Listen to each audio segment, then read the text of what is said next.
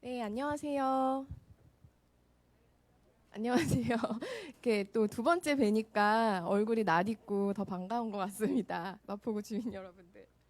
네, 기후위기 카운트다운은 시작됐다에 참여해주신 여러분 반갑습니다. 저는 생태인문 서점 에코슬로우를 운영하고 마포 FM에서 환경과 문화 콘텐츠를 결합한 에코살롱이라는 방송도 진행 중인 임혜영이라고 합니다.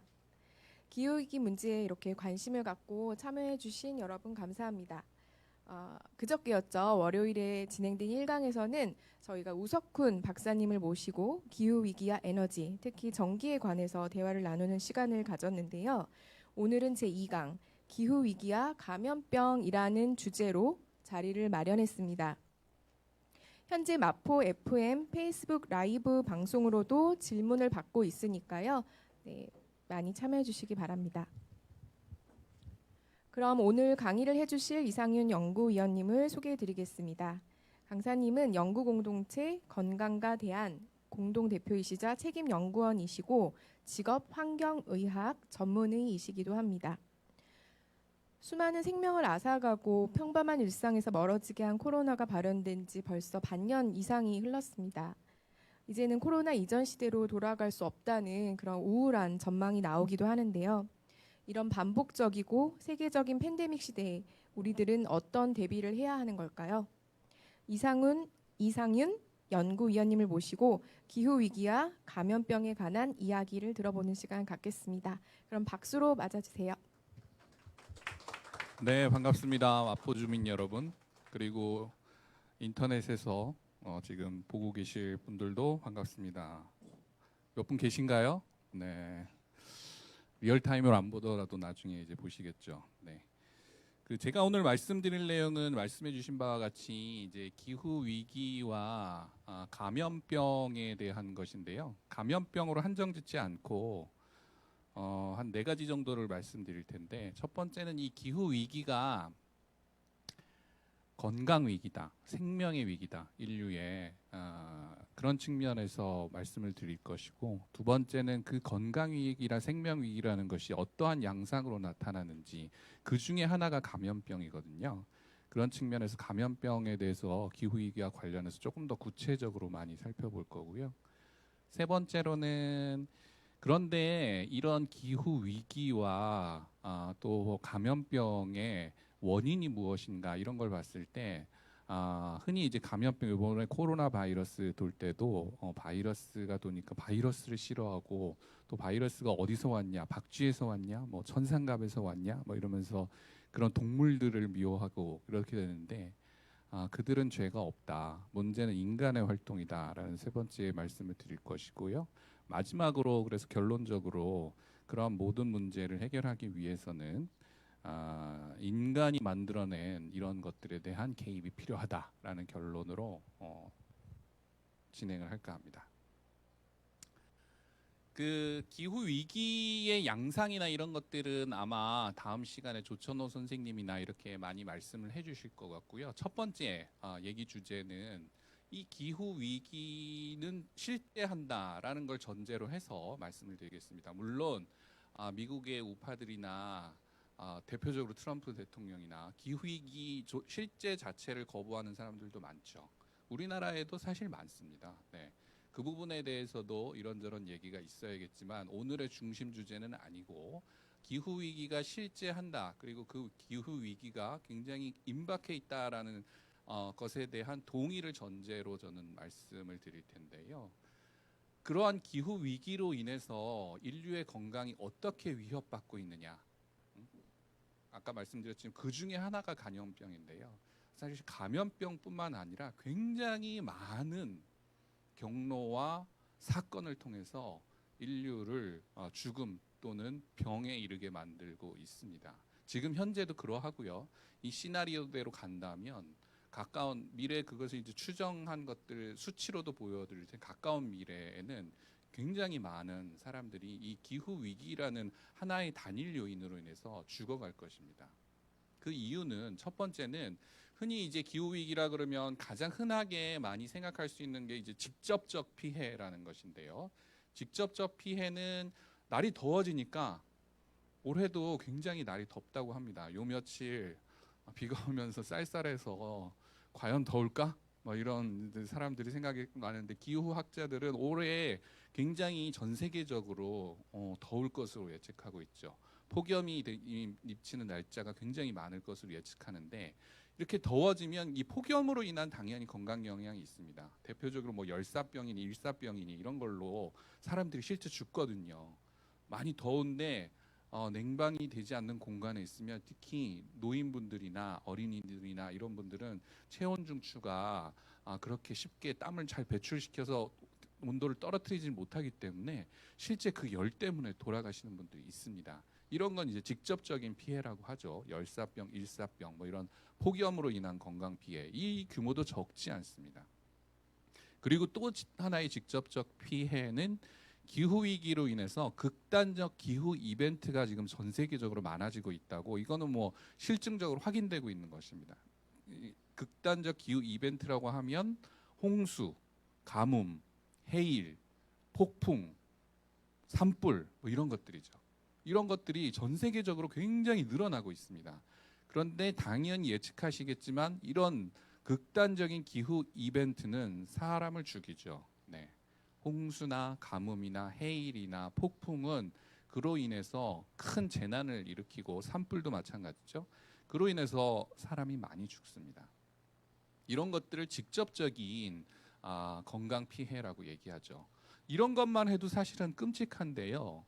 사실은 안타깝게 기후 위기로 인한 건강 피해의 규모로 봤을 때 이러한 직접적인 피해는 빙산의 일각일 뿐입니다.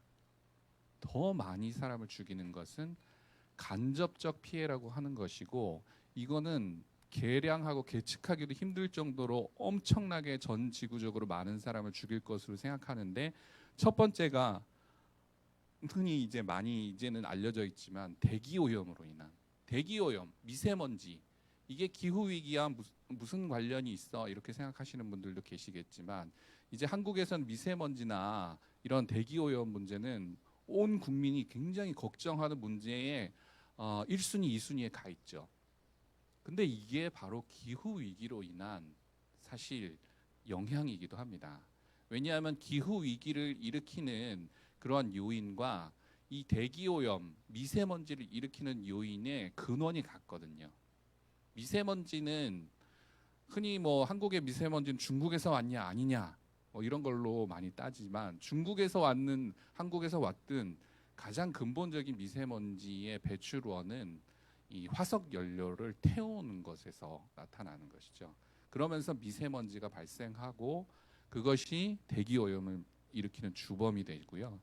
더군다나 이제 기후 위기가 심해지면서 이런 대기 순환이 굉장히 잘 안 되면 그런 미세먼지가 인간에게 미치는 그 인간 생활권에 더 많이 존재하게 되면서 그나마 그런 미세먼지가 있어도 바람이 확 불어서 없어지면 사람에게 영향을 미치지는 않지만 그게 쫙 낮게 깔려서 사람에게 가까운 곳에 많이 있으면 그로 인한 건강 영향이 되게 큰 거죠.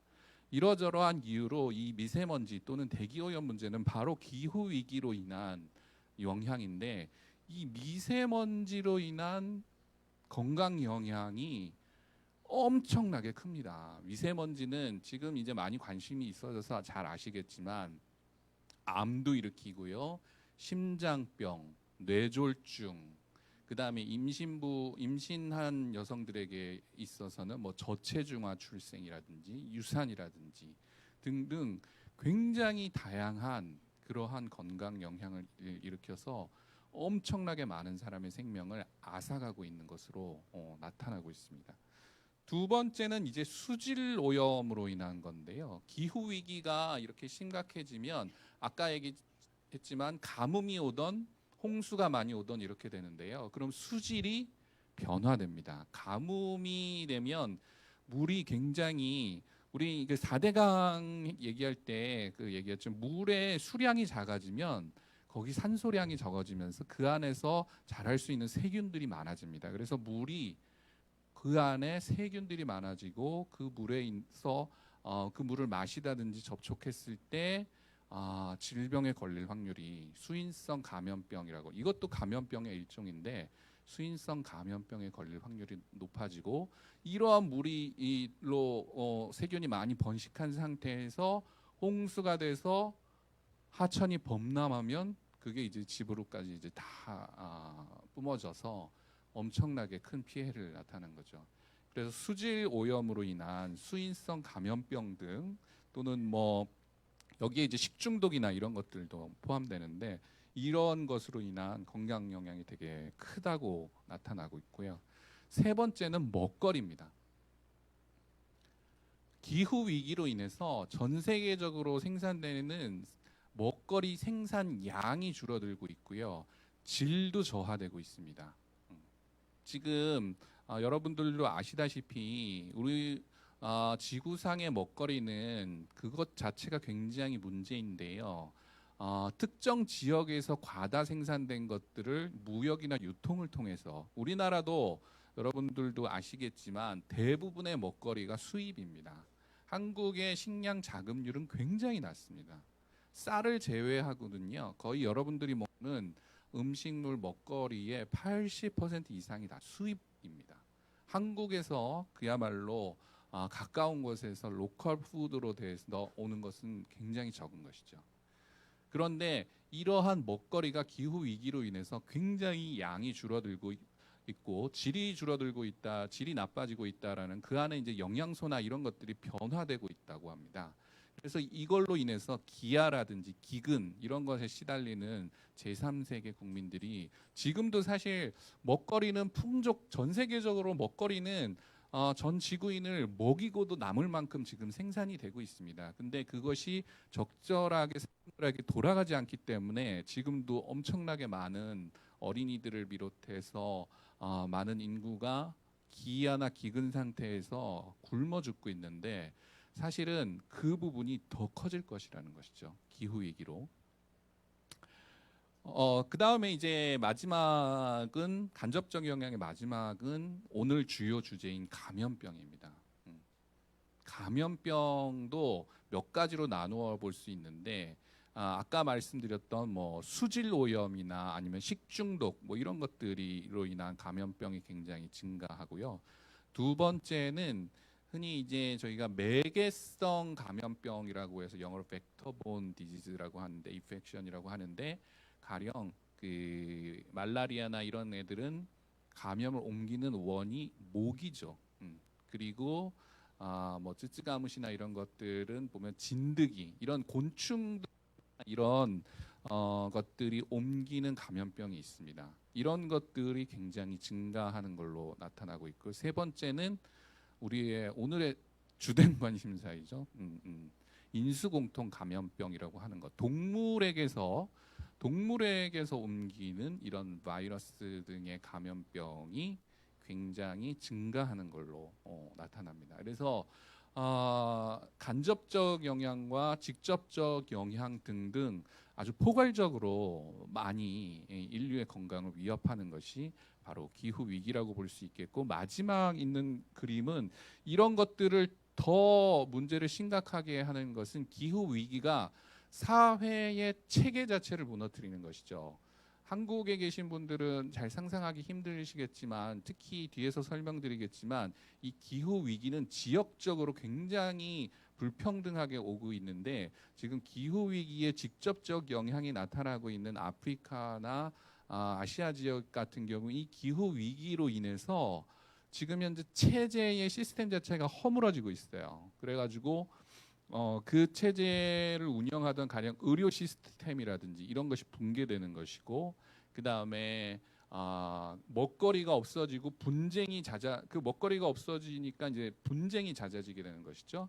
국지전이 일어나면서 이주가 나타나게 되고 이러면서 전반적으로 이런 모든 것들이 사람의 건강이나 생명을 위협하는 요소로 또 작용하게 됩니다. 지금 시리아나 이런 북아프리카에서 나타나고 있는 분쟁의 주된 이유도 기후 위기로 인해서 먹거리 자체가 줄어들고 경제가 안 좋아지면서 그 나라에서 분쟁이 더 격화되고 있고 그로 인한 이주가 지금 나타나고 있는 것이거든요. 이것 역시도 모두 기후 위기로 인한 영향으로 볼 수가 있습니다. 이렇게 많은 경로와 방식으로 사람의 건강을 위협하는 것이 기후 위기인데요. 오늘은 때가 때인 만큼 특별히 이제 그 중에 이제 감염병과 관련해서 보다 구체적으로 좀 살펴보도록 하겠습니다. 감염병이라고 하면 흔히 여러분들은 우리 코로나19 같은 경우에 코로나 그 19 바이러스 개만 보기 마련인데요. 병이라는 것은 그 하나의 요인으로 인해서 생기는 것이 아닙니다. 병은 그 주요한 병원체라고 하는 이 경우엔 바이러스겠죠.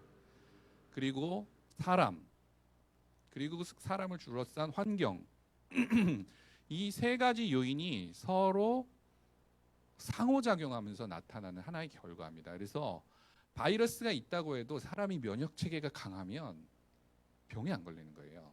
그리고 바이러스가 있고 면역 체계가 약했다고 하더라도 그 둘을 만날 수 있는 환경이 아니면 병이 확산되지 않는 것이죠.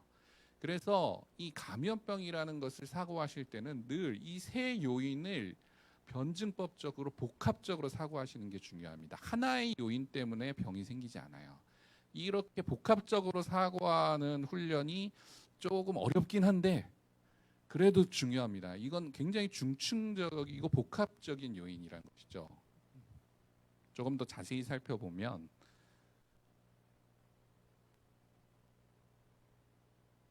이게 안 넘어가네요. 조금 더 복잡하게 보면 이렇게 이제 전 지구적으로 살펴보면 뭐 이거 요인을 구체적으로 하나하나 살펴보지는 않겠지만 이렇게 전 지구적으로 나타나는 여러 요인들, 사회 생태적인 요인들이 있습니다. 가령 이주가 굉장히 활성화된다든지 도시화가 굉장히 진행된다든지 아니면은 뭐 관광이 굉장히 활성화된다든지 그러면서 이제 산림이나 녹지가 파괴되고 여러 가지 생물 다양성이 줄어든다든지 이런 여러 가지 결과들이 나타나겠는데 이런 것들이 상호작용하고 사람의 경우에도 여러 가지 요인들이 상호작용하면서 이 지구의 건강과 밀접하게 역동적으로 변화되면서 감염병이 증가되는 것이죠. 지금 현재 그 기후 위기와 감염병과의 관련성을 짓는 데 있어서 가장 중요한 것은 기후 위기라는 하나의 현상이 있고 전 세계적으로 지금 감염병이 증가하고 있는 현상이 있거든요.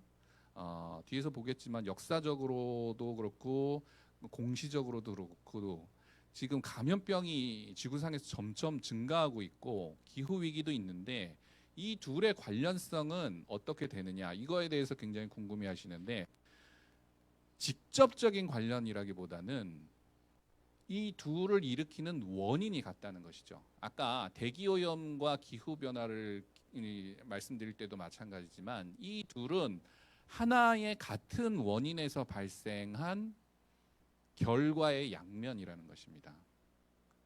그것을 보다 근본적으로 들어가면 여러 가지를 얘기할 수 있겠지만 1차적으로 봤을 때 도시화, 세계화, 그로 인한 토지 이용의 변화 이런 것들이 주요한 감염병 확산의 주요한 인자로 거론되거든요. 도시화가 되면서 사람의 밀집도가 높아지고 아까 말씀드렸지만 세균이나 바이러스가 아무리 강력해도 사람이 밀집해서 살지 않으면 확산이 안 되는 거죠. 우리가 이제는 너무너무 잘 알겠지만 이렇게 쭉쭉 떨어져서 있으면 감염병이 돌 일이 없는 것이죠. 근데 도시라는 공간에 있으면서 우리가 감염병에 더 취약한 인간이 된 것입니다. 좁은 공간에 밀도가 높아지신 거죠.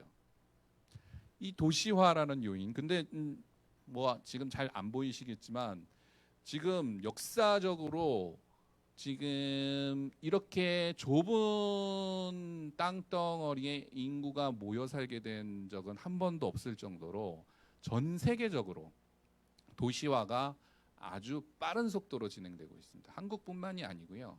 여러분들이 뭐 생각하시는 옛날에 뭐 아프리카나 동남아시아나 이런데 막 뭐 시골이 많을 거라고 생각하시는 그런 나라들도 지금 거대 도시 중심으로 인구가 다 몰리고 있습니다. 네.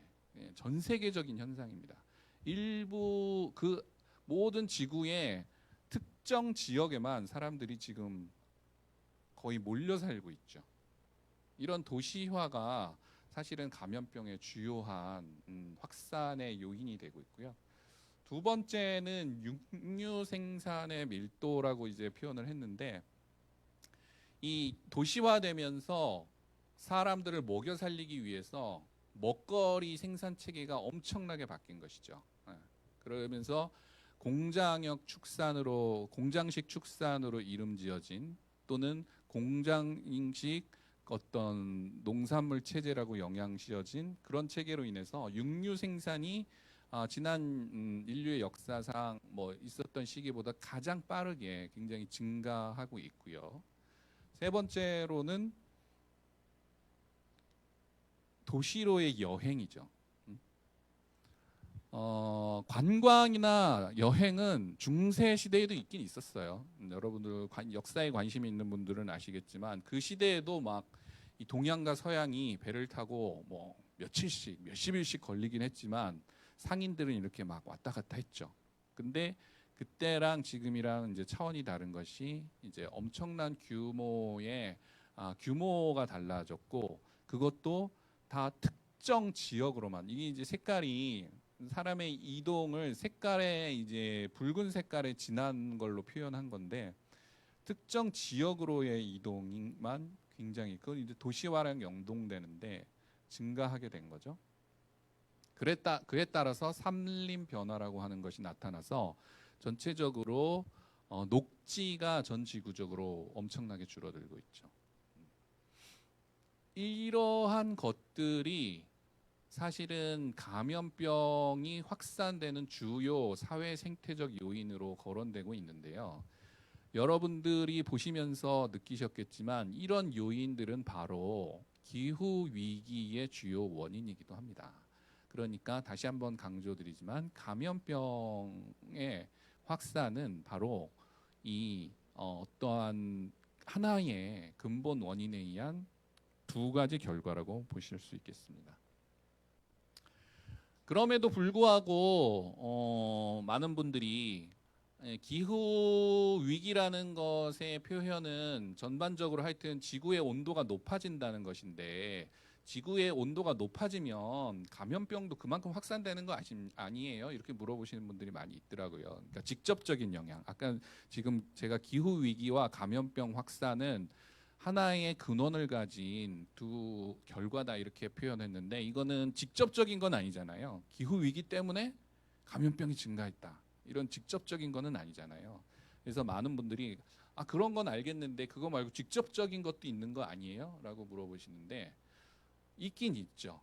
네, 있긴 있는데 모든 감염병에 다 해당되는 것은 아니고, 이 온도, 뭐 오늘은 이것까지 아주 구체적으로 살펴보지는 않겠는데요, 시간상. 온도에 따라서 감염병의 바이러스든지 아니면 아까 이게 말씀드렸지만 감염병, 대표적으로 이런 지금 기후 위기와 관련돼서 문제가 되는 감염병은 인수공통 감염병과 매개성 감염병이거든요. 모기나 진드기가 옮기는 이런 것들하고 동물이 옮기는 것들, 이런 것들인데, 이런 것들 중에 기후 변화에 따라서 서식지가 변화되거나 아니면 그 개체수가 되게 증가하거나 이런 것들이 있습니다. 가령 대표적인 게 말라리아나 댕기열을 일으키는 모기들, 이런 것들은 그러니까 기온이 올라야지만 그 모기도 서식할 수가 있고 그 모기 안에서 바이러스들도 생존할 수가 있어요. 온도가 떨어지면 살 수가 없는 거죠.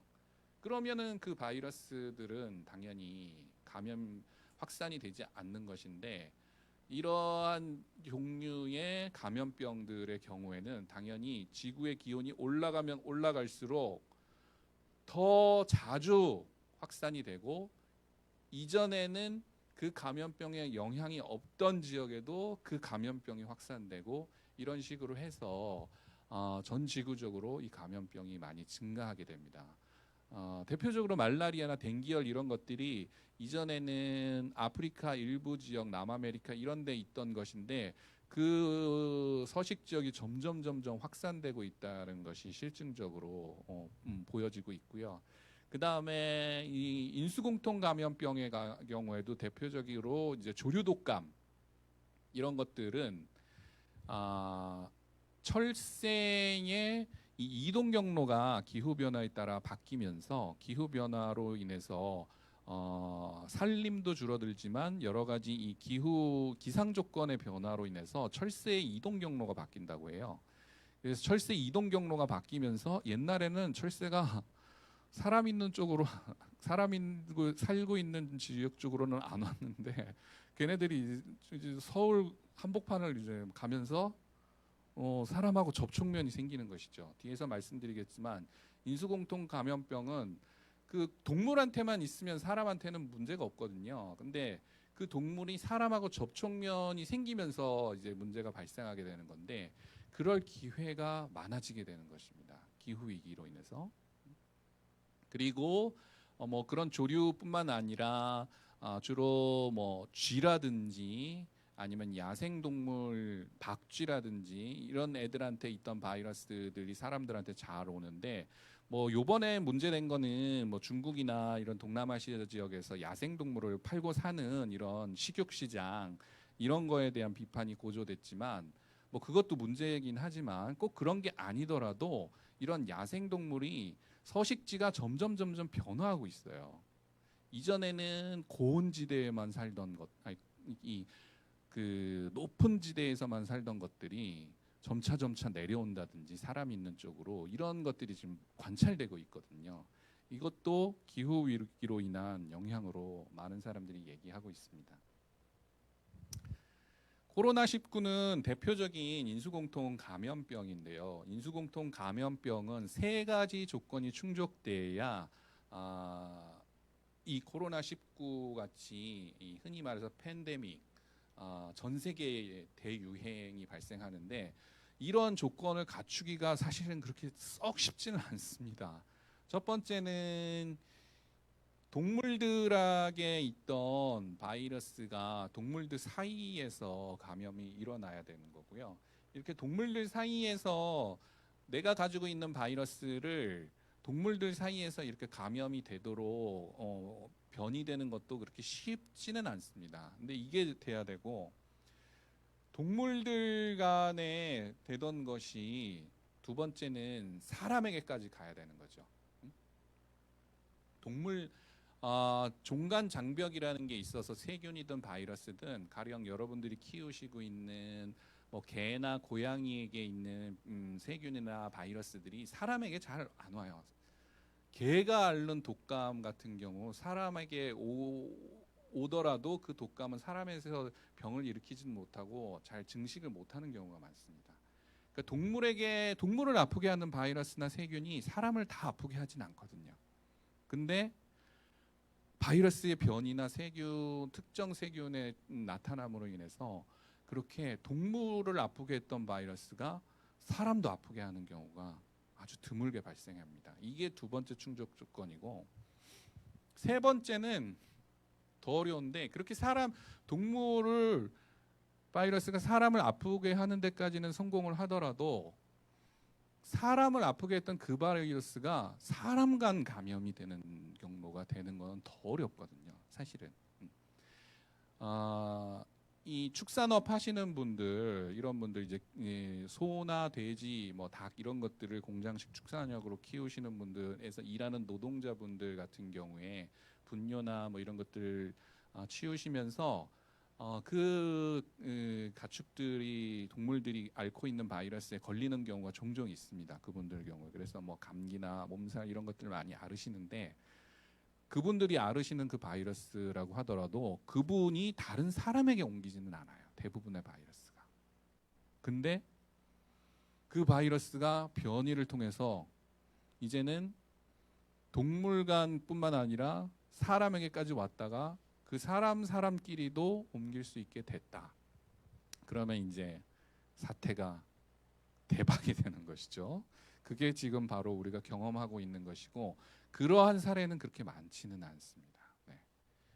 그리고 그러한 사례가 있더라도 대부분 이제 국지적으로 가령 메르스 우리가 경험했던 그런 경우는 이제 이름은 바꿨지만 그때 처음에 중동 뭐 호흡기 질환 증후군 뭐 이렇게 얘기했던 건 중동 지역에 주로 많이 퍼졌다는 거잖아요.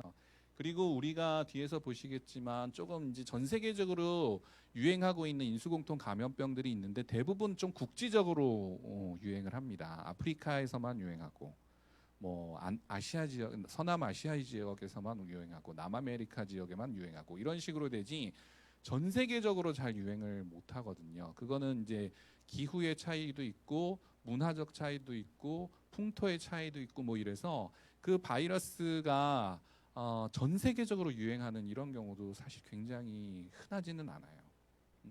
근데 그것까지 되면 더 이렇게 이제 대박이 되는데 이 모든 확률을 뚫고 이 코로나 19는 이 상황을 만든 것이죠. 근데 많은 학자들이 코로나 19가 오기 전에도 이럴 가능성들을 다 예측을 하고 얘기를 하고 있었습니다. 그래서 아까 얘기했지만 그런 도시화, 세계화, 그리고 산림의 축소, 뭐 그리고 공장식 축산의 확산 등등이 맞물리면서 그런 부분들이 굉장히 활성화되어 있는 지역으로 신종 감염병들이 발생할 수 있는 가능성이 많은 지역들을 이렇게 그림으로도 그려서 이런 지역에 굉장히 모니터링을 강화해서 그런 것들이 발생하면 빨리 확산되지 않도록 조기에 대응을 하자는 얘기를 이전부터 많이 하고 있었어요. 한국도 빨간색은 아니지만 약간 주황색 정도는 되는 걸로 봐서 신종 감염병 핫스팟의 하나입니다. 한국이. 당연히 이제 중국 이런 데가 굉장히 높고 인도 뭐 이런 데가 굉장히 앞으로 코로나 19가 지나가더라도 이 신종 감염병 핫스팟은 언제라든지 새로운 신종 감염병이 생길 수 있는 그런 요소를 가지고 있죠. 그 이유는 아까 말씀드렸지만 도시화, 세계화, 뭐 산림의 파괴, 공장식 축산의 밀집도 이런 것들이 이 지역이 굉장히 밀집돼 있는 위험이 증폭돼 있는 곳이기 때문입니다. 그리고 역사적으로도 보면 이런 정도로 굉장히 인류의 역사에 있어서 물론 이제 기록되지 않은 역사도 있는데 그것까지는 우리가 확인할 수는 없고 바이러스를 실제 확인해서 전 세계 팬데믹이 있었던 종류만 보더라도 대표적으로 스페인 독감 같은 경우에 이 묘지의 크기는 그때 당시에 이제 사망한 사람들이 많았던 수에 따라서 묘비의 크기를 이렇게 기록한 것인데 스페인 독감 한 5천만 명이 전 세계적으로 최소 사망한 것으로 추정하고 있고 그 다음에 1981년부터 지금까지도 남아 있죠. HIV, 그러니까 면역 결핍성 바이러스, 흔히 이제 에이즈를 일으키는 그런 바이러스라고 알려진 이런 것들 아직도 점차 이제 좀 해결되고 있지만 엄청나게 많은 사람을 죽였고 가장 최근에는 2009년에 돼지 독감으로 불리긴 했지만 신종 플루라고 명명했던 그런 것들이 전 세계적으로 15,000명 이상을 죽이기도 했습니다. 이런 모든 것들이 사실은 굉장히 잦아지고 있고 그리고 그 확산세가 빨라지고 있고 그로 인한 영향이 커지고 있어서 다시 한번 말씀드리지만 많은 학자들은 이에 대한 대비를 해야 된다. 이런 상황 코로나19와 같은 상황이 언제든지 일어날 수 있다라고 계속 경고를 해왔음에도 불구하고 그 경고를 많은 국가의 정치 지도자들은 무시해서 이런 지금 사태를 겪고 있는 것이죠. 요거는 이제 하나의 사례인데 이런 바이러스 인수공통 감염병 바이러스들이 어떻게 이 종간 장벽을 뛰어넘어서 사람에게까지, 그 다음에 사람 간에 이렇게 감염이 될 수 있도록까지 발전하느냐를 이제 하나의 사례를 가지고 모식도 그림으로 그려드리는 건데요. 이 바이러스라는 놈이 아주 뭐라고 해야 될까요? 특이한 애여가지고요. 얘네는 생물과 무생물의 중간 지대에 있는 애라고 하는데 혼자서는 증식을 못 하거든요. 그래서 생명체의 조건을 갖추지는 못했습니다. 혼자서 얘네들이, 그러니까 여기 이 감염력은 있지만 여기 이 책상 위에 걔가 있다고 해서 얘가 막 스스로 증식하지는 못해요. 바이러스는. 얘는 꼭 숙주를 필요로 합니다. 이 바이러스가 사람이든 동물이든 아니면은 뭐 모기든 그런 데 들어가야지만 생명체로서의 구성 요건인 증식을 하는 것이죠. 그런 측면에서 생명체 안에 들어오면 생명체처럼 행동을 하지만 생명체 아닐 때 있을 때는 그냥 책상이나 의자나 똑같은 애예요. 사실은 그냥 단백질 덩어리인 거죠. 네. 그런데 얘가 문제는 엄청나게 돌연변이를 잘 일으킨다는 것이고, 이 돌연변이 가능성에 따라서 그 사람 간 또는 뭐 동물 간 이런 감염이 일어나는 것이죠. 이 바이러스의 경우에는 이렇게 닭들에게서 RNA를 이렇게 유전 물질들을 하나씩 가져오고, 조류에서도 가져오고, 오리에서도 가져오고, 이런 식으로 해서 하나의 바이러스 유전 개체를 형성한 상태에서 요 파란색에 갑자기 돌연변이를 일으키면서 사람에게 이렇게 감염되는 이런 형태로 바이러스가 진화해 나가는 것이죠. 그리고 사람에 들어와서 또 바이러스가 진화해서 사람 간에도 갈 수 있도록 이렇게 계속 진화하는 형태로 하면서 이 감염이 확산되는 특징을 가지고 있습니다. 그래서 바이러스는 아까도 말씀드렸지만 동물끼리만 살고 있으면 이 동물이 가지고 있는 바이러스가 사람에게까지 올 일이 없고, 사람에게까지 오더라도 뭐 적은 수의 사람이 하면 이렇게 확산될 가능성은 없죠. 그래서 동물하고 사람 간 접촉면이 넓어질수록, 그리고 그 빈도가 많아질수록 돌연변이의 횟수가 증가하게 되고, 돌연변이의 횟수가 증가하게 되면 그에 따라서 더 치명적인 돌연변이가 발생할 가능성도 높아질 수 있습니다. 그런 측면에서 보면 그래서 이제 뭐 비건 분들이나 이런 분들이 참 강조하는 것은 이런 인수공통 감염병의 주요 원인으로 이제 공장식 축산업을 얘기하는 것이, 동물들을 이렇게 무리에 좁은 공간에 몰아넣고, 그리고 사람 간의 접촉면도 늘리고 이러다 보니 거기서 온갖 바이러스들이 새로 돌연변이로 생기면서 그게 사람까지 가는데, 대표적인 게 지난 2009년에 유행했던 그 신종 플루였던 것이죠. 지금까지 이제 이런 이 감염병, 우리가 경험하고 있는 이 코로나19가 사실은 이 기후 위기와 직간접적으로 관련되어 있다라는 말씀을 좀 드렸고요. 다시 말씀을 드리면 이 코로나19라는 바이러스는 우리 기후 위기를 일으킨 그러한 공통 원인에 의해서 발생한 뭐라고 표현할까요? 사생아? 응? 이런 거죠. 우리가 하고 있는 어떠한 활동으로 인해서 충분히 예측 가능했던 애가 발생한 거고요. 그리고 얘네들이 또한 우리가 이 기후 변화를 일으키게 더 심각하게 만드는 그러한 활동으로 인해서 얘네들이 전 지구적으로 더 확산이 되게 된 것입니다. 그런 측면에서 보면 코로나19와 같은 이런 치명적인 감염병의 확산이 기후 위기와 직간접적으로 관련되어 있다는 말씀을 드릴 수 있고요.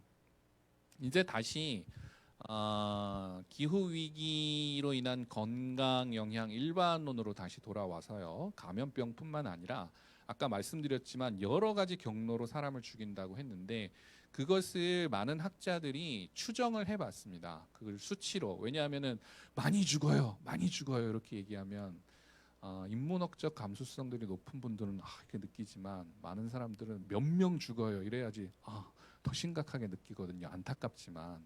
그래서 그런 것들을 학자들이 많이 합니다. 몇 명 죽어요. 이런 것들을 많이 계산했는데 이게 뭐 다 이 참고 자료가 있는 많은 유명한 학자들이 계산한 건데요.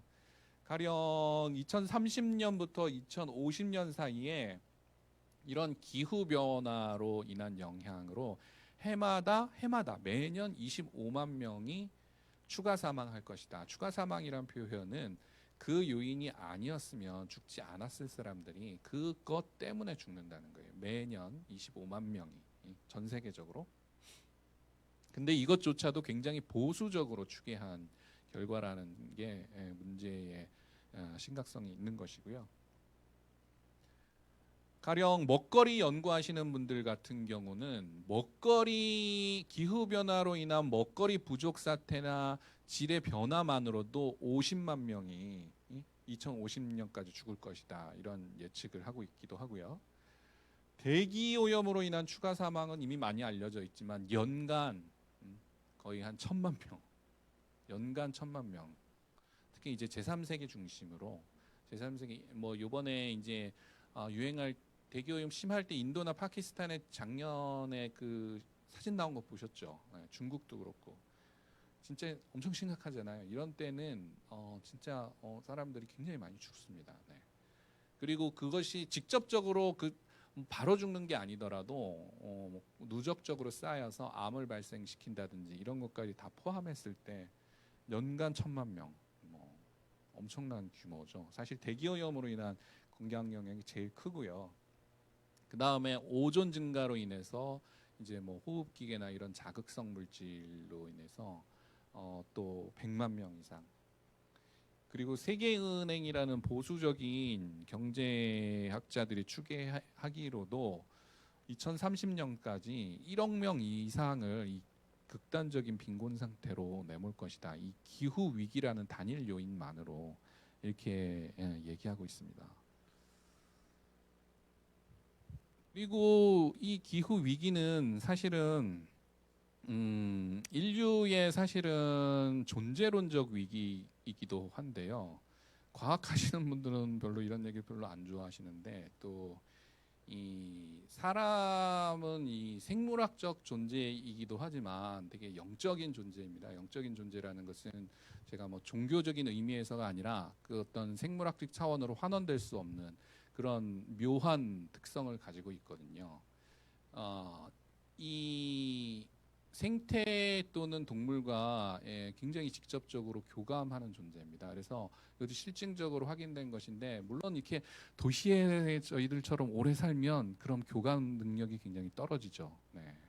근데 대표적 아마존 지역이라든지 아니면 뭐 아프리카 지역이라든지 이런데 굉장히 생태와 밀접하게 같이 생활하시는 분들의 경우에는 이런 기후 위기로 인한 생태 변화가 자신의 존재론적 조건의 변화로 이어져서 이유 없이 시름시름 앓다가 돌아가시는 경우가 있다는 것이 확인되고 있습니다. 그분들은 특별한 병이 있는 것도 아닌데 기후가 변화하고 내가 살던 조건과 터전이 변화되면서 그냥 삶의 지향이나 이런 것들을 잃어버리면서 시름시름 앓다가 돌아가시는 거예요. 그래서 연구자들이 그런 것들을 뭐 여러 가지 이제 이런 뭐 원래 연구자들은 그런 걸 이렇게 분석하는 걸 좋아하니까 이렇게 여러 가지 이름을 붙여서 그런 것을 뭐 이렇게 특정한 종류의 비탄이다 이렇게 이제 표현을 했는데 사람이라는 것이 이렇게 복합적인 존재이기 때문에 기후 위기가 직접 특정한 사람들에게는 진짜 실존적인 위기로 다가오기도 하는 것이죠.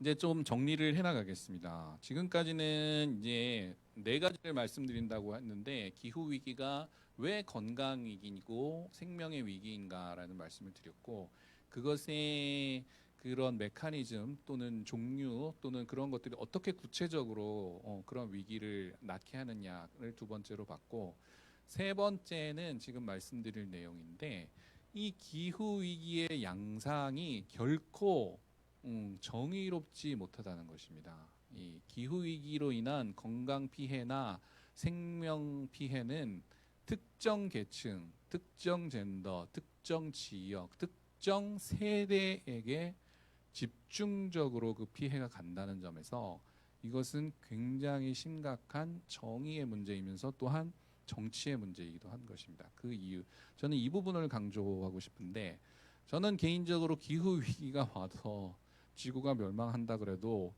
전 인류가 평등하게 멸망한다면 저는 그렇게 분노하지 않을 수도 있어요. 뭐 그건 개인차가 있겠죠. 네, 물론 아까 같이 뭐라 그래야 되나, 이 생태적인 감수성이 민감하신 분들의 경우에 제 말 들으면 쟤는 왜 저래 이러실 수도 있겠지만, 저는 그런 사람입니다. 저는 모든 사람이 이 기후 위기로 인해서 동시에 다 같이, 가령 뭐 화석이 뭐 별자리가 하나 떨어져서 지구에 꽝 부딪혀서 다 죽는다, 저는 뭐 그런 거는 분노하지 않아요.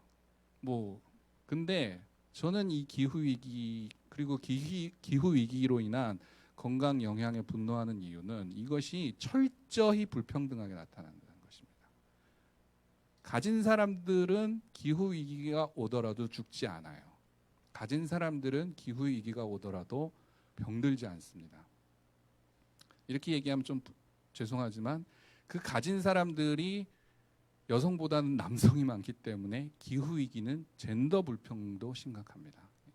그리고 지금의 세대가 다음 세대에게 떠넘기는 거기 때문에 세대적으로도 엄청나게 불평등을 증가시키는 그러한 원인입니다. 저는 이것에 분노하는 이유는 바로 이것 때문인 것이죠. 이 기후 위기가 정말 우리 모두를 동시에 죽이는 것이 아니라는 것이죠. 가진 사람들은 얼마든지 빠져나갈 구멍이 있습니다. 근데 지금 벌써 나타나는 것이 지역적으로 제3세계 중심으로, 그리고 제3세계에서도 특히 여성 중심으로, 그리고 노인과 아이들 중심으로 엄청나게 죽어나가고 있는 것이죠. 지금도, 앞으로 더 심각해지겠지만. 그런 지점에서 이 기후 위기는 기존에 우리 사회가 가지고 있던 그런 불평등 또는 모순을 폭발적으로 증가시키는 그런, 그리고 그 부분을 더 가속화시키는 요인으로 작용하는 것이고, 이 문제를 해결하지 않는다면 우리 사회의 전 지구적 불평등은, 요즘 이제 불평등이 이슈잖아요. 피케티가 피케티라는 유명한 학자가, 저는 아직 책을 못 봤지만 이만큼 두껍다 그러더라고요. 베개로 적당하다던데, 여하간 하여튼 읽어보지는 못했지만 하여튼 불평등 이 화두인데, 지금도 심각한 이 불평등이 기후 위기로 인해서 더 심화되고 있다는 것이죠. 이 문제를 해결하지 않고는 이 불평등 문제를 해결하지 못할 뿐만 아니라 더 심각한 상황을 맞닥뜨릴 수 있다라는 것이 저는 중요하다고 생각하고, 그런 측면에서 우리가 집중해야 되는 것은 사람이 만든 어떠한 것들을 우린 고치기 위해서 개입하는 것이지, 자연 현상으로 존재하는 이런 것들은 우리가 개입할 수 있는 이런 것들이 아니라는 것이죠. 권력의 불평등, 자원의 불평등으로 인해서 자연의 어떤 조건이 인간에게 지금 강제하고 있는 이러한 부분들이 있다는 것이고, 그 부분들이 핵심적인 문제라고 생각하는 것입니다. 뭐 이건 대표적인 사례인데요. 기후 변화가 특히 애들에게 엄청난 건강 위험을 가져다주고 있습니다. 지금 전 세계적으로 청소년들이, 아동들이 기후 운동의 주체로 각성되고 나서고 있는 이유는 바로 이들이 진짜 피해 당사자들인 것이죠. 네. 지금 현재도 이 기후 위기로 인한 건강 영향은 아이들에게 더 크게 나타나고 있고요. 시간이 지나면 지날수록 그 부담은 그 아이들에게 엄청나게 지워질 것입니다. 아이들의 미래가 있느냐 없느냐 이런 정도로 우리가 얘기를 할 수 있는 것이죠. 이제 정리를 하려고 합니다. 네, 그래서 오늘 뭐 대안과 관련된 거는 저의 그 핵심적인 그 오늘 주요 거는 아니고 대안은 아마 몇 강 후에 이유진 선생님께서 정의로운 전환 뭐 이런 거 말씀하시면서 조금 더 구체적으로 말씀을 해주실 것 같습니다. 근데 저는 뭐 다른 건 잘 모르겠고 이런 기후 위기로 인한 불평등 또는 기후 위기로 인한 건강 위기를 해소하기 위해서 그런 문제에 개입해서 그런 불평등의 문제를 없애기 위해서는 이런 조건들은 최소한 충족되어야 된다. 그래서 에너지 문제라든지 아니면 교통 문제라든지 먹거리 문제라든지 그다음에 이제 그 변환으로 인해서 피해보는 계층에 대한 보상이라든지 아니면 그분들의 적절한 일자리라든지 이런 부분도 논의되어야 되고 이런 부분에 있어서 젠더 중심성이라는 가치를 늘 가지고 있어야 되며 마지막으로는 이 지역사회 차원에서 오늘 이 마포 저는 좋아요. 이런 지역사회 차원은 큰 차원이 아니라 우리 공동체 차원에서 이런 부분에 대한 탄성이라고 표현했지만 적응력, 대응력을 키우는 활동들을 피워나간 것, 로컬에서부터 이런 풀뿌리에서부터 대응력을 키워나가는 것들 이런 것들이 핵심적인 대응의 원칙이 되어야 된다라는 말씀을 드리면서 마칠까 합니다. 다시 한번 강조드리지만 코로나19 바이러스를 미워하시지 마십시오. 바이러스는 죄가 없고요. 네, 천상갑도 죄가 없고 또 뭐 다른 여러 가지 박쥐도 죄가 없고 그들이 그렇게 살도록 되어 있습니다. 그들이 인간에게 피해를 준 건 우리가 만든 조건 때문이지 걔네들이 존재 자체가 민폐는 아닙니다. 걔네들은 존재하도록 있는 애들이고 걔네들이 인간의 이런 불평등을 더 증가시키는 방향으로 지금 얘네들이 작동하고 있는 것은 우리가 만든 이 시스템으로 인한 것이지 걔네들이 만든 어떠한 요인 때문은 아닙니다. 네, 이상입니다.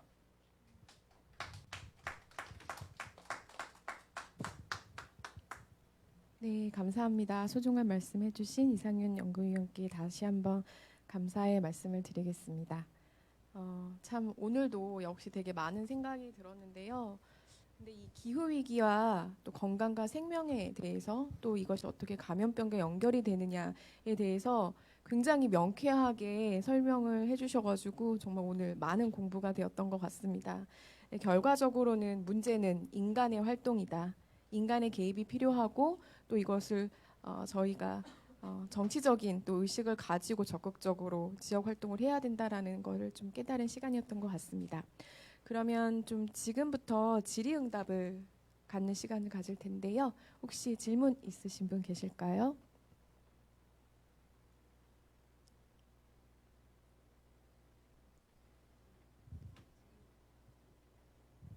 그러니까 그 코로나19라고 명명되는 그 바이러스가 네, 계속 뭐 이렇게 변형, 그러니까 새로운 신종들이 계속 나온다고 하잖아요. 그래서 뭐 국내에서도 뭐 어디서 발발한 건 무슨 형이고 여러 타입들을 계속 얘기를 하는데 그러면 그게 코로나19라고 묶이지만 다 다른 바이러스들로 변종이 좀 나오고 있는 건가요? 네, 그렇죠. 그러니까 그 감염력이나 아니면 사람에게 왔을 때 그 확산력이나 그게 얼마나 증식을 빠르게 하느냐에 따라서 사람의 건강을 얼마나 이제 훼손하느냐 이런 것들이 차이가 나는데 코로나 19라는 바이러스의 공통적 특성을 가지지만 그 중에 이제 유전 물질 중에 일부는 조금씩 다 달라서 어떻게 감염이 되고 또 얼만큼 잘 감염이 되고 감염이 됐을 때 얼마만큼 사람을 중증에 빠지게 하느냐 이런 것들은 바이러스별로 조금 다른 타입이 있다고 알려지고 있고 그 타입이 뭐 어떤 학자는 3개다 뭐 5개다 이렇게 지금 과학자들 간에 얘기가 나오고 있는 상황이고 더 걱정되는 거는 지금 이렇게 계속 변이가 된다는 얘기는 지금 뭐 시작을 언제부터 잡아야 될지 모르겠는데 하여튼 뭐 12월부터 잡더라도 한 7개월 만에 그만큼 변이가 됐는데 안타까운 얘기지만 이 코로나 19는 올해는 적어도 안 끝날 것 같거든요. 그러면 그 기간 동안에 얘네들이 또 어떻게 변이를 할 것인지 이런 것들이 굉장히 저희를 우울하게 만드는 조건 중에 하나라고 할 수 있겠습니다.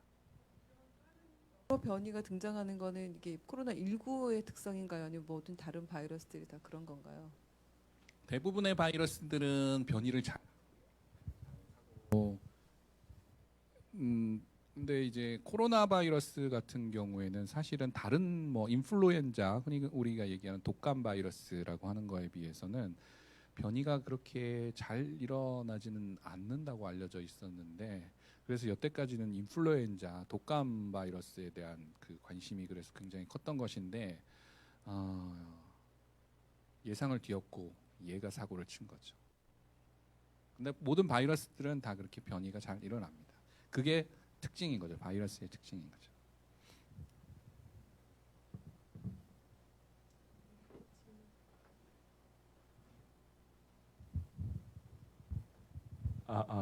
네.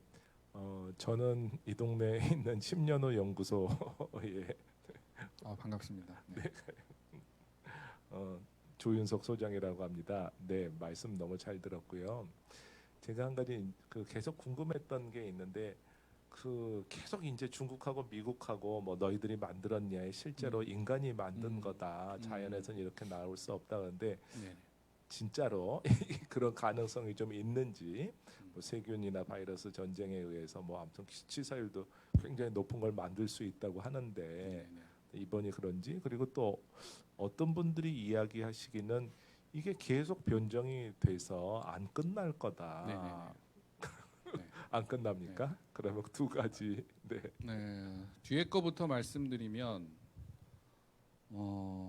아니 예측이 힘들죠. 불확실성이 너무 크기 때문에. 근데 이제 지금 그런 얘기가 나오는 거는 첫 번째는 이제 아까 말씀드렸지만 변이를 중간중간에 계속 한다는 것이고, 두 번째는 더 우울한 소식은 최근에 연구 논문이 확정적이지는 않지만 나오고 있는 얘기가 걸렸던 사람도 항체가 생기는데 한 3, 4개월밖에 안 가는 것 같다. 3, 4개월 후면 또 걸릴 수 있다라는 얘기가 나오고 있는 거죠. 이러면 이 둘 중에 어느 하나라도 사실이라면 뭐 이건 안 끝나는 거죠. 네. 안 끝나는 겁니다.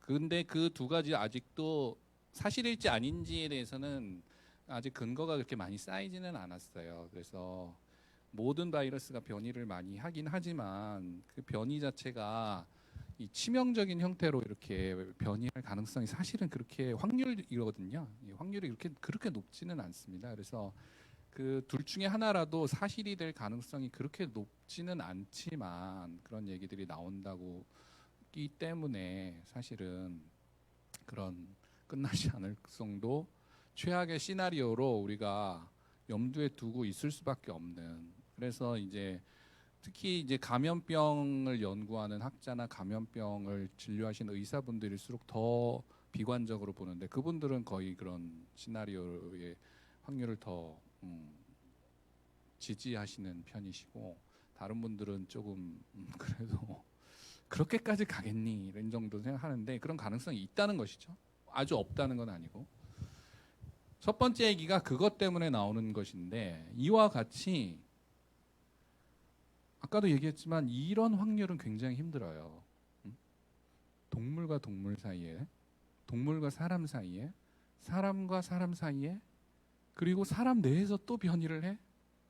이거는 여러분들 이제 중학교 고등학교 때 제일 싫어하는 게 아마 확률이셨을 텐데, 이 확률이라는 게 원래 사람 인지 구조에서 이해하기 좀 어려운데, 확률적으로 이 모든 가능성을 다 뚫고 이런 코로나19라는 바이러스가 등장할 가능성이 굉장히 적은 것이죠.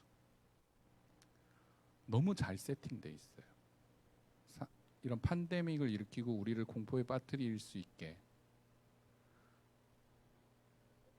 무증상 감염, 이것 때문에 진짜 힘들죠. 무증상 감염이 있다는 것 자체가 또 굉장히 당황스럽게 하는데, 대부분의 바이러스는 증상이 있어야지 감염이 있습니다. 무증상 감염이라는 특성을 가지고 있죠. 그리고 치명률이 높은 바이러스는 확산이 잘 안 돼요. 왜냐하면 감염되는 대로 사람을 다 죽여버리니까. 죽여버리면 아까 말씀드렸지만 죽은 사람한테서는 그 바이러스가 같이 죽기 때문에 확산이 잘 안 됩니다. 치명률이 높은 바이러스는 감염력이 작아요. 감염력이 높은 바이러스는 여태껏 또 치명률은 그렇게 높지 않아요. 이 세 가지가 다 있어요. 얘는 무증상 감염에다가 감염력도 적당히 높으면서 치명률도 아주 뭐 가령 이 에볼라 바이러스처럼 아주 높지는 않지만 적당히 높아요. 그러니까 이거는 진짜 만들어내지 않고서는 이거는 이런 바이러스가 나올 수가 없다라는 얘기가 나오는 것이고, 근데 뭐 그거는 뭐 이런 특성 때문에 나오는 얘기지 저는 개인적으로 누가 만들어냈다고 생각하지는 않습니다. 네.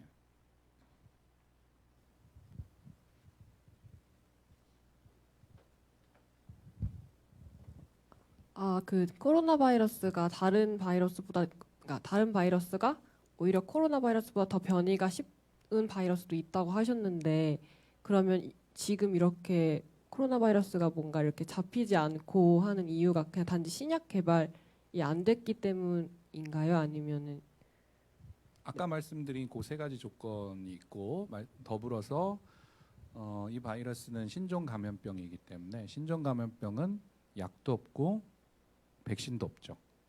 가령 독감 바이러스 같은 경우에는 독감 바이러스 치료제가 있거든요. 그리고 매년 예방 접종을 맞잖아요. 개발이 그것도 오랜 시간이 걸려서 아까 스페인 플루 유행했던 게 1918년인데 독감 예방 접종이 나온 거는 얼마 안 됐거든요. 오랜 시간에 걸쳐서 개발이 돼서 지금은 독감 같은 바이러스 같은 경우엔 예방 접종도 하고 그리고 약도 하고, 그래도 사실 그 독감 바이러스 때문에 전 세계적으로 몇십만 명이 또 사망을 해요. 지금도 사실. 네. 그 코로나 바이러스가 아니더라도. 근데 그나마 그거는 치료제도 있고 백신도 있고 아까 말씀드렸지만 무증상 감염은 없고, 그 다음에 전파력이 높거나 아니면 치명률이 높거나 둘 중에 하나고, 이래서 코로나19처럼 이렇게 공포스럽지는 않은데 이건 이 5가지 조건을 다 갖춘 거죠. 네. 이래서 공포스러운 상황이 된 겁니다. 막을 수 있는 도리가 없는 거죠.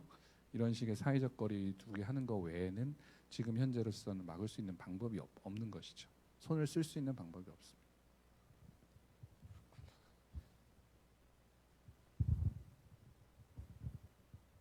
혹시 이제 시일이 걸리겠지만 백신이나 치료제 같은 게 나오면 그때는 코로나라는 것으로부터 좀 안전해질 수 있는 걸까요?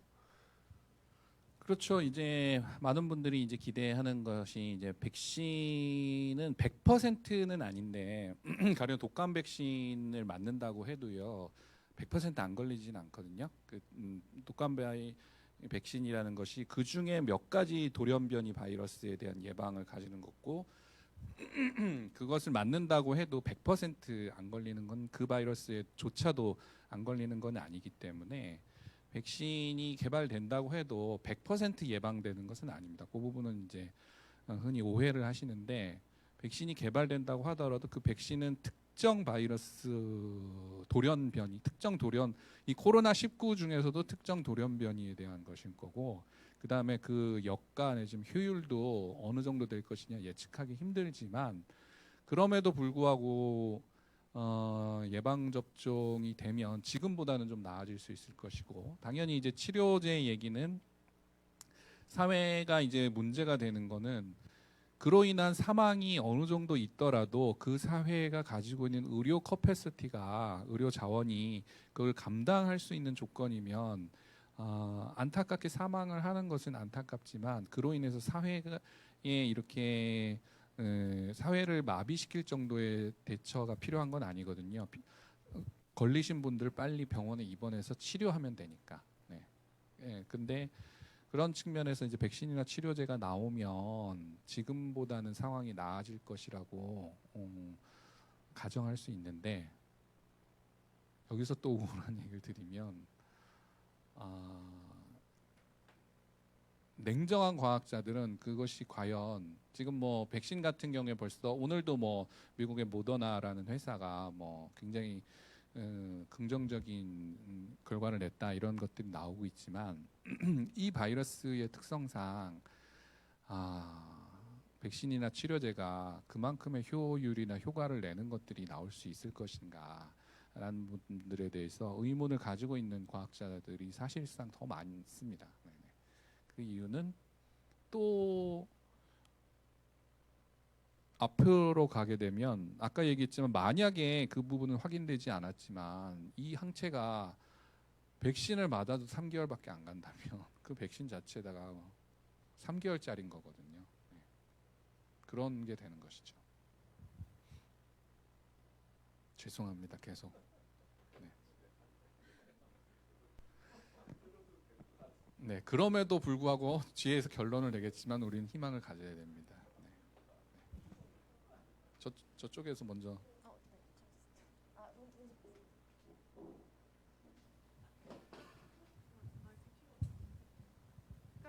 저도 그게 궁금한 건데 계속 우울하고 아픈 얘기를 계속 했는데 그럼에도 불구하고 희망을 가져야 되잖아요. 네네. 맞으면 그거 어떻게 좀 긍정적인 얘기는 없을까요? 건강, 기후위기와 건강에 대해서? 아 예. 네. 네네. 학교는 계속 이런 식으로 학교 시스템 같은 걸 그냥 그대로 운영해도 될까요? 그러니까 소위 그 포스트 코로나 시대에 우리가 막 이제 얘기를 네네네. 하기 시작하는데 전혀 구체적인 사항이 없거든요. 네네네. 학교를 그러면 지금 말씀대로라면 단번에 끝날 일도 아니고 거의 굉장히 이게 거의 일상화된 삶을 살아야 한다고 생각하면 학교 같은 시스템은 정말 좀 없어져야 될 것 같거든요. 네네네. 어떻게 살아야 될까요? 그런 부분들을 우리가 같이 그래서 제가 그 솔루션이 있는 건 아니고 그래서 지금 많은 학자들이 이 포스트 코로나 내지 뉴 노멀을 얘기하는 이유가 이게 단기적인 게 아니라 상당 부분 뭔가의 변화를 통해서 이제는 그걸 몸에 익히는 훈련을 해야 된다라고 얘기를 하는 것이죠. 네.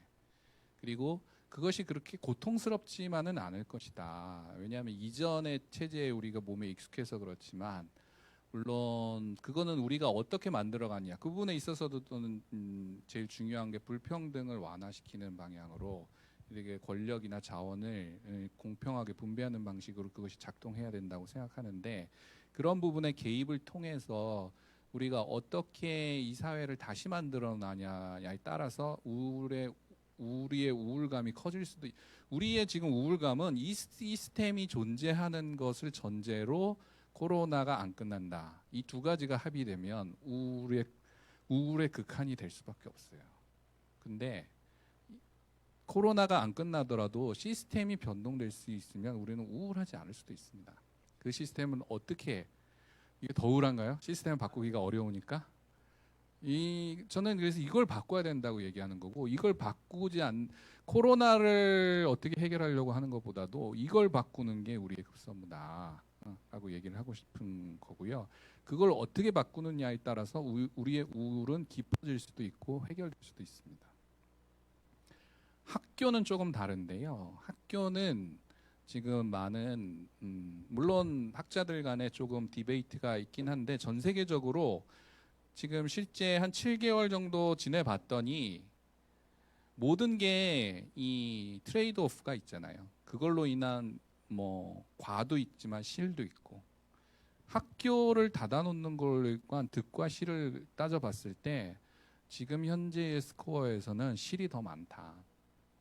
학교는 열자라는 주장이 과학계 내에서는 물론 이제 사회적으로 정치적으로 국민들에게 얼마나 설득력을 가질지는 이제 토론이나 이런 걸 통해서 조금 더 얘기를 해봐야겠지만 지금까지의 데이터나 이런 걸로 봤을 때는 그건 몇 가지 근거인데 첫 번째는 아이들은 증상이 굉장히 걸리더라도 약하고 아이들은 또 잘 안 걸려요. 지금까지 통계적으로 보면 아이들은 잘 안 걸리고 걸리더라도 약하고 세 번째가 이제 문제인데 그 걸린 아이들이 그럼 어른을 할머니나 할아버지 같이 우리 한국도 아이랑 할머니 할아버지가 같이 사는 경우가 많은데 그 아이가 학교에서 걸려와가지고 할머니 할아버지한테 옮기면 어떡하냐 이 걱정이 사실 제일 큰데 세 번째가 지금 해결되지 않은 그 부분에 대해서는 디베이트가 있어요. 어떤 학자는 옮기는 것도 잘 안 옮기는 것 같다. 내지는 아니야 옮기는 건 똑같다 이렇게 얘기하는데 디베이트가 있는데 세 번째 때문에 지금 확 결정을 못 하는 거지. 첫 번째, 두 번째는 이미 모든 다 동의하는 게 아이들은 잘 안 걸리더라. 걸리더라도 약하더라. 이건 거의 다 동의하는 거거든요. 근데 세 번째 분 때문에 지금 학교를 그러면 완전히 다 닫아야 되느냐라는 문제가 남는데, 학교를 닫은 걸로 지금 스코어를 평가를 해보니 학교를 닫은 걸로 인한 사회적 피해가 너무 큰 거예요. 특히 여성들에게 가해지는 돌봄 노동이든지 아니면 경제적 소득의 저하라든지 전 세계적으로, 특히 이제 젠더 불평등이 심한 나라일수록 이 학교를 닫은 것으로 인한 피해가 여성들에게 집중되고 있어서 이거는 더 이상 지속 가능하지가 않은 것 같다. 조금의 위험이 있더라도 이거는 학교는 아무리 코로나가 안 끝나더라도 열어야 될 것 같다라는 것이 과학계에서 이제는 조심스럽게 나오고 있는 의견입니다. 근데 이 부분은 뭐 과학자들의 의견뿐만 아니라 학부모들이나 전 사회가 같이 토론을 해봐야 되는 문제죠. 이건 역시 불확실성이 있는 것이니까요. 앞에 네, 마지막으로 지역사회 탄성을 높이자라고 제안을 해주셨잖아요. 뭐 어떤 방법들이 좀 있을까요? 그러니까 이제 저는 이제 건강과 관련된 것에 이제 한정돼서 말씀을 드리는 것인데, 탄성이라고 하면 이제 표현을 해서 탄력성, 그야말로 어떤 위기나 이런 게 오더라도 거기에 대응해서 빨리빨리 이렇게 출렁출렁, 이게 흔히 우리가 얘기하지만 꼿꼿한 나무는 뭐가 충격이 오면 탁 꺾이지만 갈 때 이런 애들은 출렁출렁 이렇게 하면서 자기 자리 찾아 나가잖아요. 이런 걸 이제 탄성 개념이라고 설명하는데, 이런 코로나19와 같은 기후 위기 상황에서 단기간 우리의 근본적인 자시 해결책은 기후 위기를 빨리 해결해야 되는데, 이게 단기간 내에 해결되지 않으면 코로나19든 이런 감염병이든 뭐든 계속 이런 충격들이 올 가능성이 많은 것이죠. 그러면 이 충격들이 왔을 때 그 충격을 흡수해서 뭔가 지속 가능한 우리 지역 사회가 될 수 있도록 만들어가는 그 과정들 또는 그런 체계들, 이런 것들을 만들어야 되는데, 그 부분에 있어서 이제 건강 측면에서는 이제 제일 중요한 게 이제 이것 역시 이제 불평등 관점의 이제 접근인데, 흔히 이제 영어로 어댑테이션 또는 적응이라고 표현하는 건데, 이 기후 위기로 인해서 나타날 수 있는 여러 가지 아까 영향들 말씀드렸잖아요. 그런 영향들이 특별히 이 가해질 계층이나 아니면 집단에 대한 모니터링과 그 집단에 대한 전폭적인 지원들, 뭐 이런 것들을 지역사회에서 해나가는 것들. 가령 예를 들면 폭염 이제 곧 예상이 되는데, 폭염의 취약계층은 독거노인들, 그리고 만성질환자들, 그리고 임산부 아이들, 뭐 그리고 야외 노동하는 그런 분들, 뭐 이런 분들이거든요. 그런 분들에 대한 대책을 지역사회에서 세워나가는 거죠.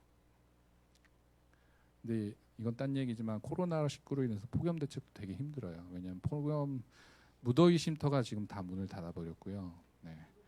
네, 지금 지역사회에서 물놀이 하던 이 공간 분수하고 뭐 애들 이렇게 조금 모아놓고 이런 것도 지금 다 없앴고요. 모아놓지를 않으니까.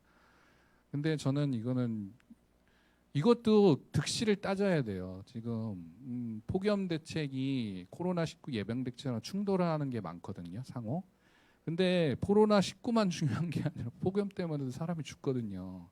어느 하나를 포기할 수는 없는 거예요. 그래서 이런 것들을 지역사회 차원에서 논의를 통해서 솔루션들을 찾아나가는 과정들이 있어야 된다는 거죠.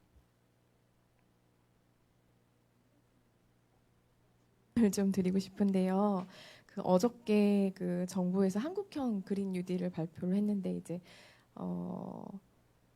이 중에서 이제 코로나19와 맞물려서 사람들이 공공 의료에 대한 중요성을 되게 많이 기대를 했다고 하는데, 실질적으로는 뭐 디지털 기반의 어떤 의료 서비스 이런 부분이 강화됐다고 해요. 근데 이제 그 그린 뉴딜조차도 이제 어떤 아래에서부터 한 게 아니라 기업과 정부에서 이제 위에서 내려온 그린 뉴딜이라 그렇게 만들어진 것 같은데, 이 공공 의료 정책이 앞으로 더 중요해질 것 같은데 왜 이렇게 만들어지고 앞으로 그런 공공의료 정책에 대해서 시민들은 어떤 액션을 해야 되는지 좀 궁금합니다. 네, 중요한 지적이죠. 지역사회 탄성을 높이는 그 중요한 전략 중에 하나가 이런 위기가 오더라도 그 위기에 반응할 수 있는 이런 시스템을 갖춰놓는 거거든. 지역에 그런 문제가 발생했을 때 쉽게 이용할 수 있는, 공공적으로 이용할 수 있는 그런 의료기관의 측면에서는 공공의료기관이 그래서 지역사회 탄성을 높이는 중요한 전략 중에 하나인데,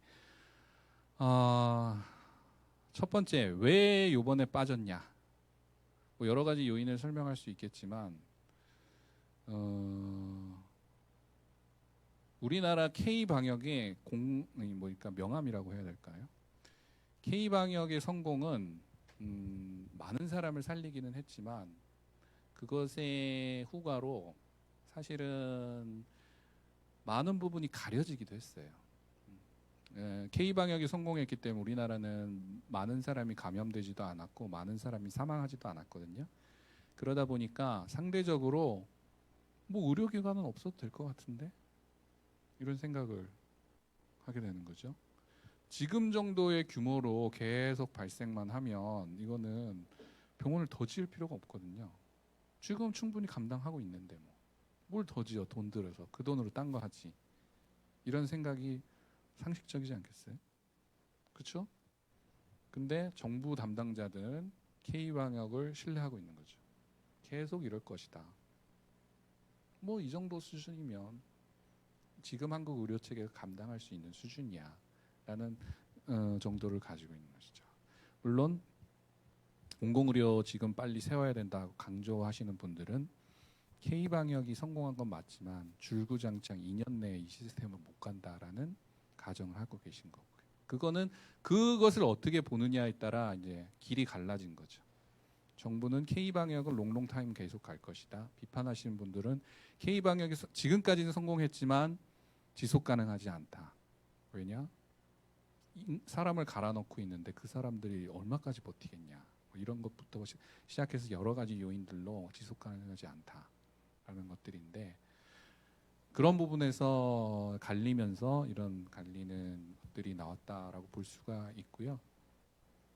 보다 근본적으로 보면 안타깝지만 문재인 정부가 이 기회 그것도 이제 K 방역의 명암이라고 할 수 있는데 지금 전체적으로 저희 사회 운동이 약해서 그런 것도 있다고 보는데 이 대전환기에 우리의 우울을 해결하기 위해서는 기존의 시스템이 아니라 다른 시스템으로 가자.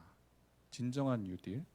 뉴딜 정책도 비판 많이 하시잖아요. 환경운동 하시는 분들이. 저는 오늘 뭐 그 부분은 얘기는 안 하겠지만 다른 삶의 방식을 채택하자라고 얘기가 됐었어야 되는데 그 부분이 안 되고 있는 것이죠.